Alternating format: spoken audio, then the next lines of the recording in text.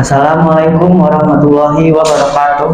Waalaikumsalam warahmatullahi wabarakatuh. Alhamdulillah wassalatu wassalamu ala rasulillah wa ala alihi wa sahbihi wa mawala amma ba'du. Bapak Ibu jamaah Isya dan Tarawih yang dimuliakan Allah Subhanahu wa taala, marilah kita panjatkan puji serta syukur kehadirat Allah Subhanahu wa taala atas nikmat yang telah Allah karuniakan kepada kita semua.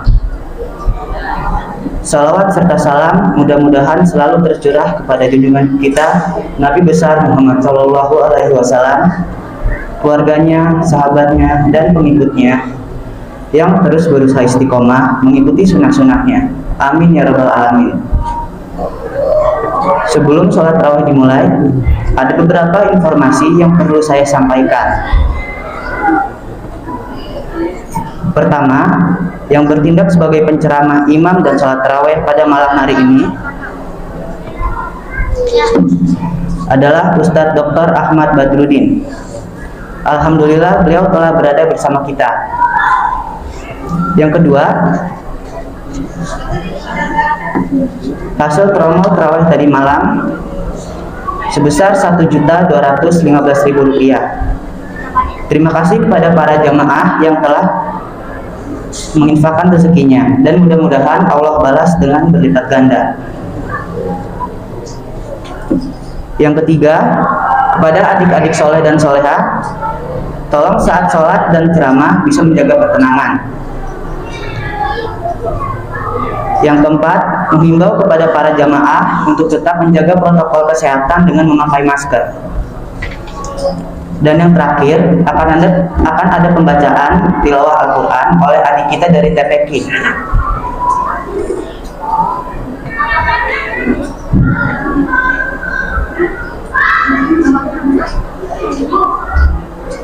Assalamualaikum warahmatullahi wabarakatuh. Assalamualaikum warahmatullahi wabarakatuh.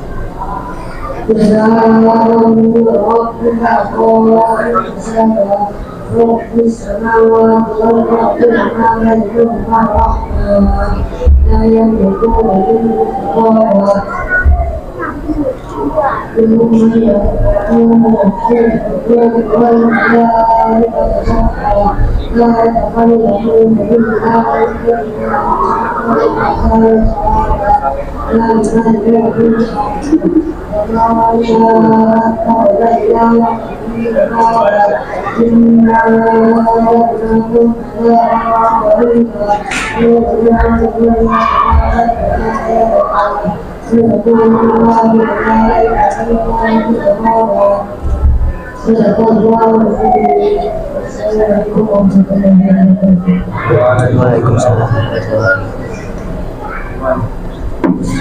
Alhamdulillah, kita telah mendengarkan lantunan ayat suci Al-Quran yang dibawakan oleh adik dari TPQ kita. Semoga yang membaca dan mendengarkan mendapat pahala yang berlimpah. Amin ya rabbal alamin. Demikian informasi yang perlu saya sampaikan. Kurang lebihnya mohon maaf. Wassalamualaikum warahmatullahi wabarakatuh. Dan kepada Ustadz Dr. Ahmad Badrudin dipersilahkan. Ya, oke ini Ustadz. Ya.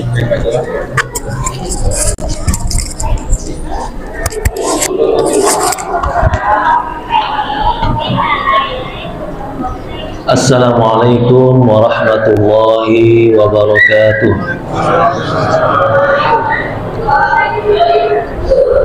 Alhamdulillah alladzi farada as-siyam wa ja'alahu ahada arkanil Islam.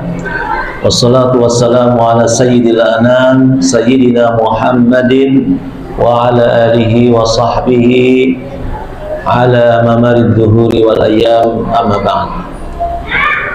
Al-Mukarramun, Bapak Ibu jamaah Masjid Al-Awwal, yang mudah-mudahan malam ini kita semua senantiasa dirahmati dan disayangi Allah SWT.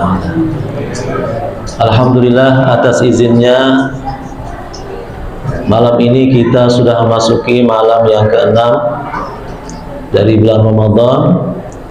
Semoga Allah Subhanahu wa Ta'ala terus memberikan kesehatan yang prima kepada kita, sehingga kita dapat menuntaskan ibadah Ramadan, menjalankan ibadah Ramadan sampai akhir, sampai Idul Fitri dengan sebaik-baiknya. Jamaah sekalian yang dimuliakan oleh Allah, salah satu keistimewaan bulan Ramadan, bahwa di bulan Ramadan inilah Allah Subhanahu wa Ta'ala menurunkan kitab sucinya, menurunkan Al-Quran kepada kita. Allah menjelaskan di sela-sela memerintahkan kita berpuasa dalam surah Al-Baqarah ayat 185, Syahrul Ramadan alladzi unzila fihi al-Quran hudan lin-nasi wa bayyinatin minal huda wal furqan, al-ayah. Bulan di mana kalian diperintahkan untuk berpuasa itu adalah bulan Ramadan. Yang diturunkan di bulan itu Al-Quran, yang menjadi petunjuk bagi manusia dan memberi penjelasan kepada petunjuk itu dan membedakan antara yang hak dan yang batil. Jamaah sekalian yang dimuliakan oleh Allah, betapa bahwa Al-Quran ini adalah karunia besar yang Allah berikan kepada kita, nikmat besar yang Allah curahkan kepada kita, yang sebagai orang beriman kita harus bergembira, harus bahagia memiliki Al-Quran ini. Allah menyatakan di dalam surat Yunus, ya, setelah membicarakan Al-Quran, Allah menyatakan kul bifadlillahi wa birahmatihi fabidzalika falyafrahu huwa khairun mimma yajma'un. Katakanlah Muhammad kepada umatmu, bifadlillah, dengan karunia Allah, wa birahmatihi, dan dengan rahmatnya. Ini merujuk kepada Al-Quran yang disebutkan sebelumnya. Fabidzalika falyafrahu, maka hendaknya umatmu mereka bergembira, bahagia, senang dengan karunia Allah ini. dengan Al-Quran ini.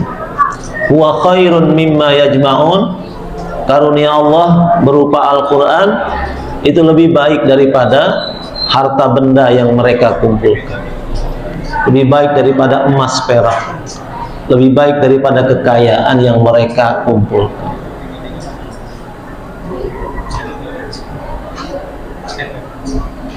Betapa bahwa Al-Quran ini adalah karunia Allah yang begitu besar kepada kita, karena dengan Al-Quran ini terjawab permohonan kita. Ya, setiap hari kita meminta kepada Allah, minimal 17 kali kita meminta. Meminta apa? Ihdinas siratal mustaqim, tunjukkanlah kami kepada jalan yang lurus. Ihdinas siratal mustaqim, tunjuki kami, beri kami hidayah. Hidayah itu ada pada Al-Quran. Dzalikal kitabu la raiba fi hudan lil muttaqin. Hudan lil muttaqin.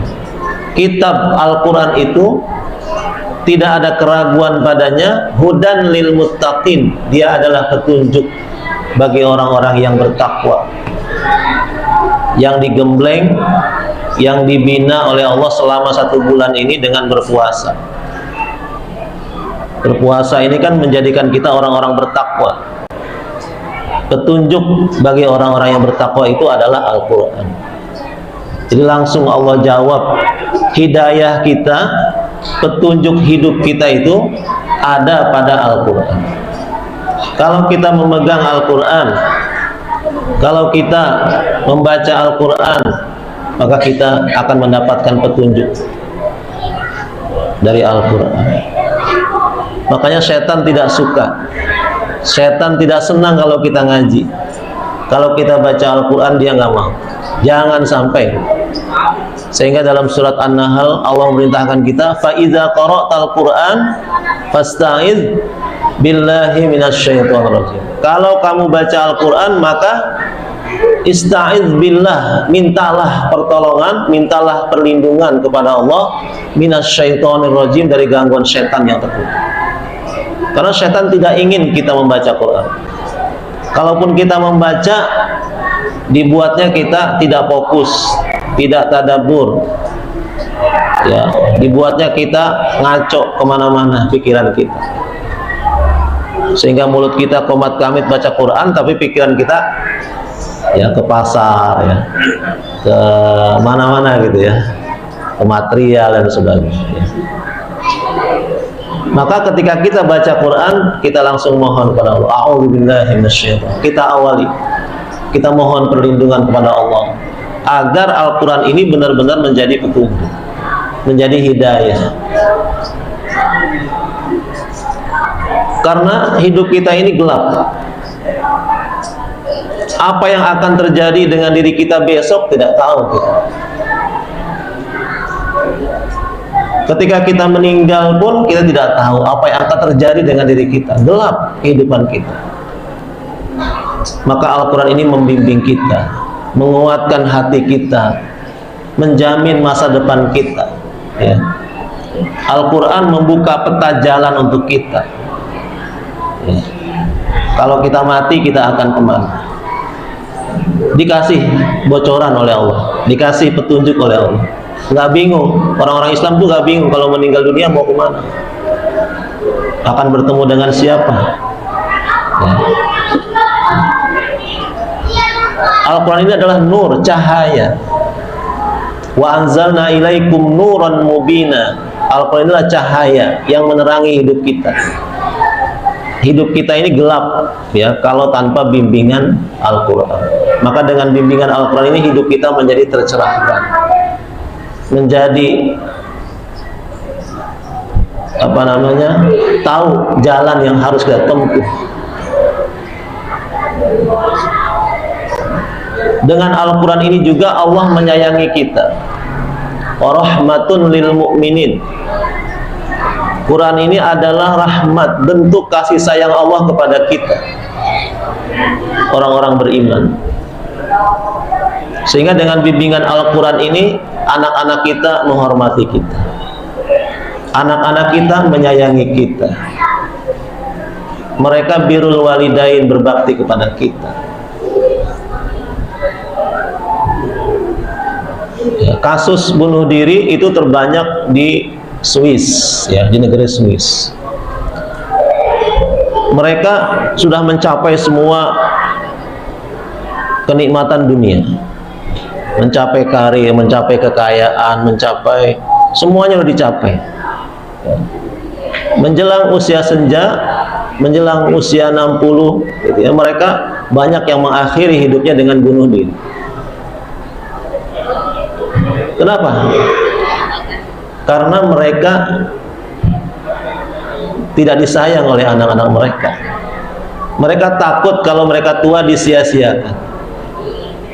Mereka tidak mengenal birrul walidain. Sehingga orang-orang tua mereka itu kalau udah tua dipesantrenin, ya. Tahu dipesantrenin? Ditaruh di panti jompo, di pesantren, dijauhkan dari anak-anaknya. Nggak ada yang mau, ya, disibukkan oleh anak-anaknya, oleh orang tuanya, anak-anaknya itu. Ya. Di kita juga udah mulai ada tuh, di Sentul namanya ada senior living, ya. Senior living itu seperti hotel gitu ya. Saya beberapa kali ke sana. Ternyata ternyata isinya aki-aki gitu ya, aki-aki, nenek-nenek, ternyata senior living gitu ya. Tinggal di situ, ya. Orang-orang Jakarta rata-rata. Saya tanya berapa di sini biayanya, 25 juta sebulan, ya. Subhanallah. Pondok di situ 25 juta sebulan. Enak Pak ya, setiap pagi itu renang, didampingi ya sama gadis-gadis ya, pelayan-pelayan ya. Dayang-dayang renang gitu ya. Enak bener ya, aki-aki ya.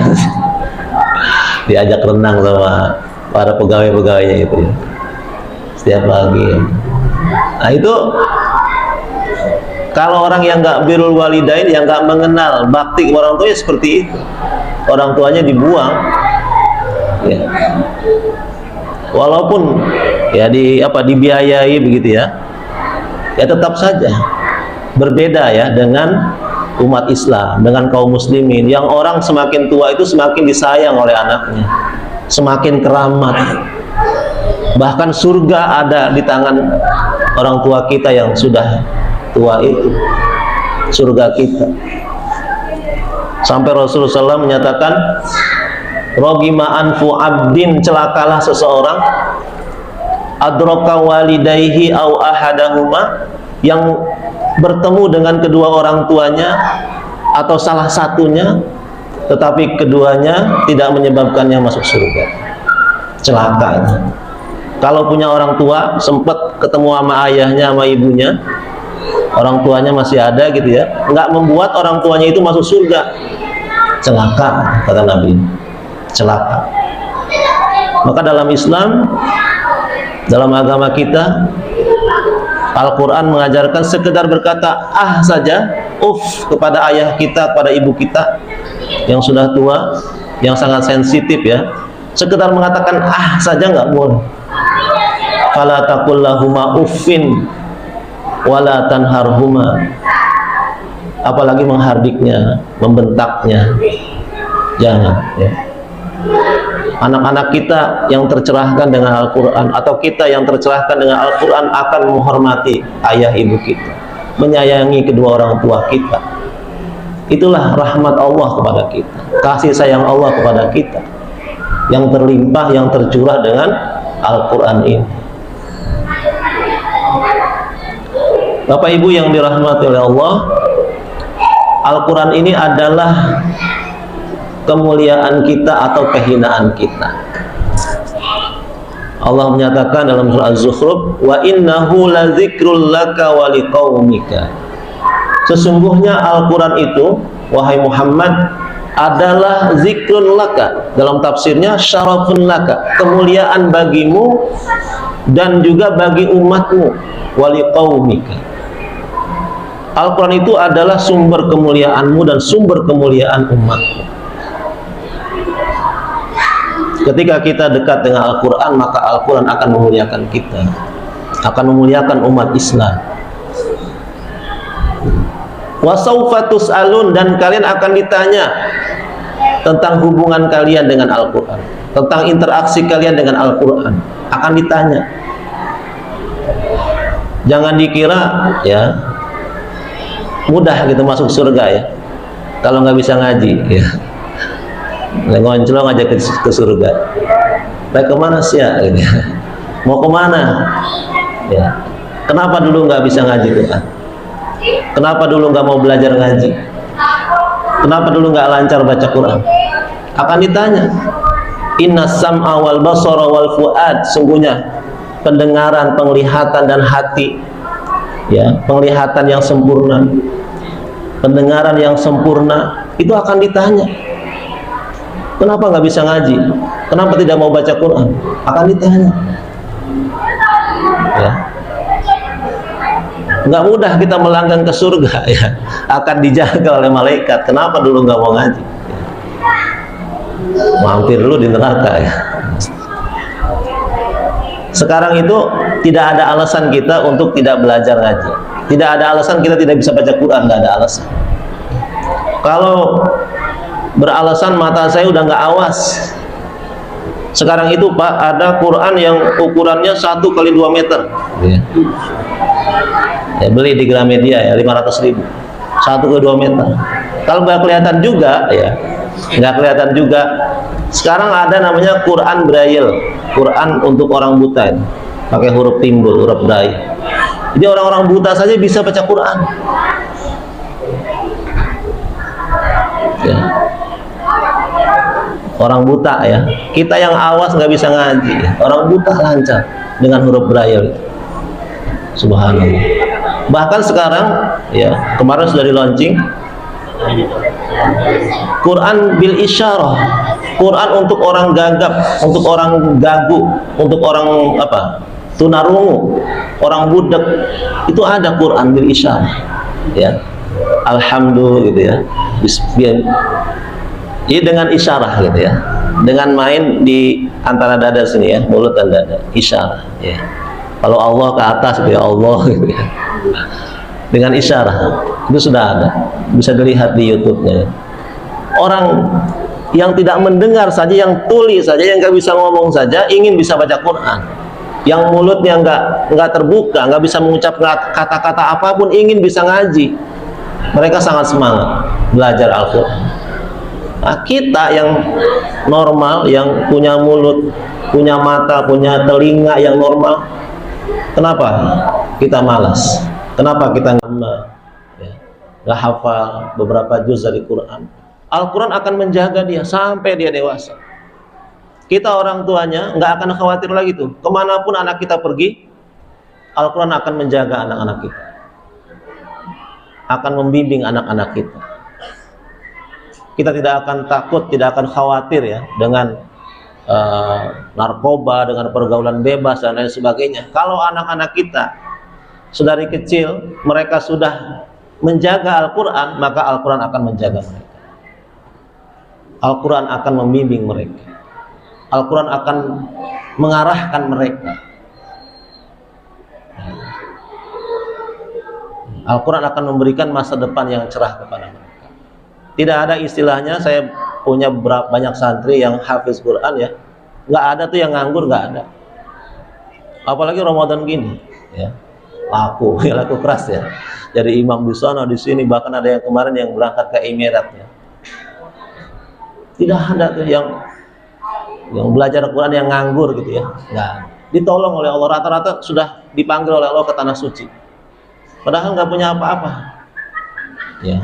Punya modal hafalan Quran saja, ngaji Quran saja, bisa ke tanah suci ya. Dipanggil oleh Allah, dimuliakan oleh Allah ya. Al-Quran insya Allah akan menolong kita, akan menolong anak-anak kita. Maka inilah waktu kita Ramadan ini kembali ya, kita dekatkan hubungan kita dengan Al-Quran. Semoga Allah Subhanahu Wa Taala senantiasa memberikan taufik hidayah kepada kita agar kita terus ya, menjalin hubungan yang baik dengan Al-Quran. Dan jangan malu ya, kita belajar Al-Quran. Walaupun kita sudah tua, jangan malu. Kita belajar Iqra, jangan malu. Para sahabat ketika masuk Islam, mereka umurnya tua-tua. Mereka umur rata-rata 30-40 tahun. Tapi dengan kesungguhan mereka bisa lancar membacanya, bisa hafal Al-Quran. Para sahabat, kita pun jangan kalah dengan mereka. Tidak ada alasan kita untuk tidak membaca firman Allah. Jangan sampai kalau perlu kita khatamkan Al-Quran ini. Jangan sampai ada ayat Allah yang belum kita baca. Jangan sampai ada firman Allah yang belum kita baca.